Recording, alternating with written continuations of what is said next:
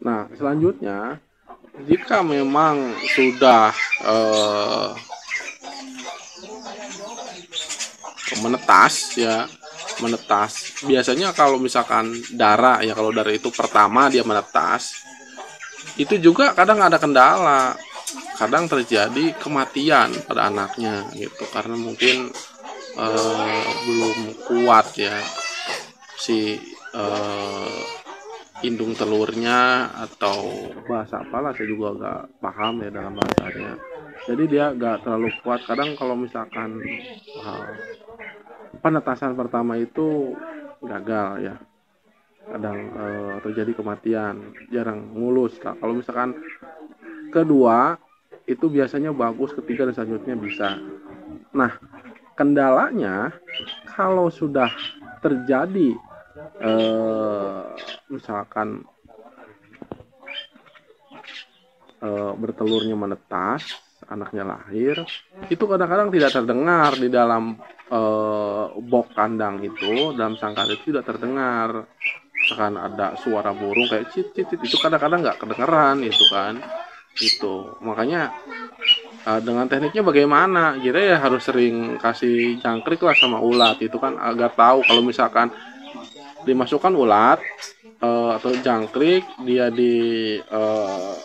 dipatuk terus dibawa ya ke kandangnya, ke sangkar tersebut, berarti dia lagi ngasih pakan.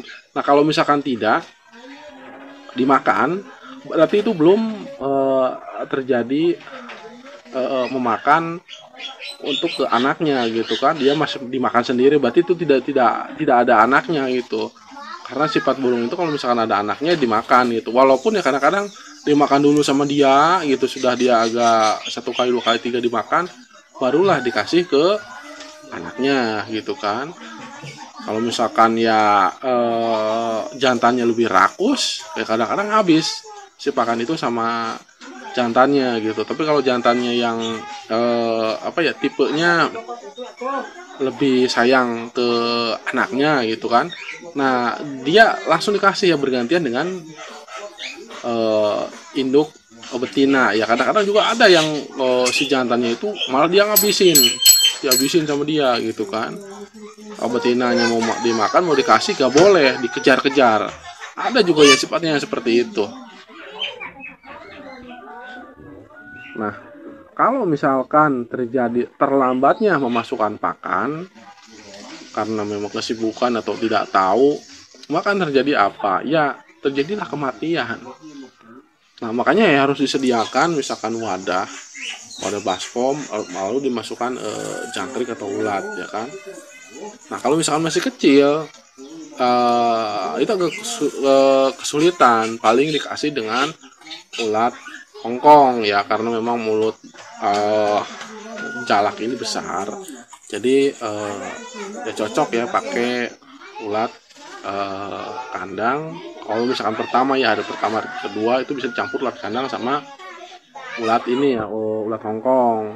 Tapi ulat Hongkong juga gak bisa juga, misalkan terus-terusan, misalkan saya nggak ada lagi, nggak punya jangkrik, sama ini aja misalkan. Nah itu juga bisa eh, terjadi kematian juga, jadi harus dicampur itu sama jangkrik ya kan.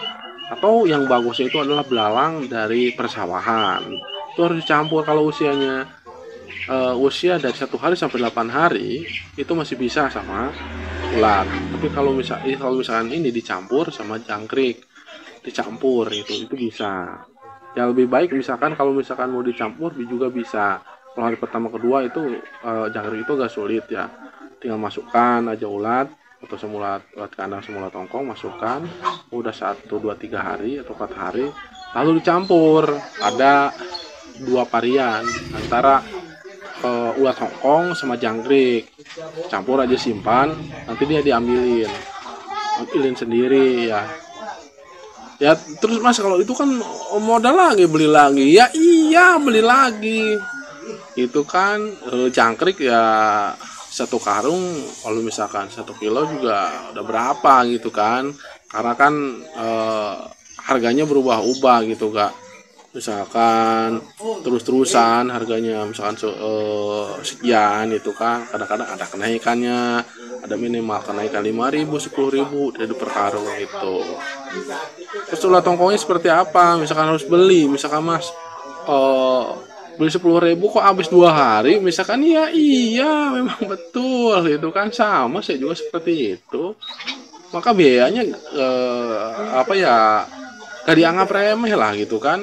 Kalau misalkan beli ulat kandang ulat kandang atau ulat Hongkong, kuatnya sih berapa hari kalau beli 10.000 untuk satu indukan, itu satu indukan. Atau misalkan anaknya ada 2, coba kalau anaknya 4, itu akan lebih cepat habis. Kita beli misalkan 5 kali beli 10.000 atau 50.000. Terus jangkrik kalau misalkan beli 10.000 kali 5 kali udah 100.000. Sama plus jangkrik sama plus itu, terus jualnya mau berapa? Itu juga belum tentu cukup sampai terjual. Belum lagi loloh, kalau udah loloh misalkan dicampur purnya saya suka menggunakan mereknya AMS. Purnya dari ini ya, pur jenis untuk murai batu ya kan, itu harganya berapa ya kan. Nah seperti itu, karena apa ya, biar bagus pertumbuhannya gitu kan. Ya kenapa nggak murah ya, kalau misalkan kalau yang murah, kalau yang kiloan diseduh maka cepat lemas. Yang terjadi adalah tumbuhnya juga kurang, juga rentan kematian.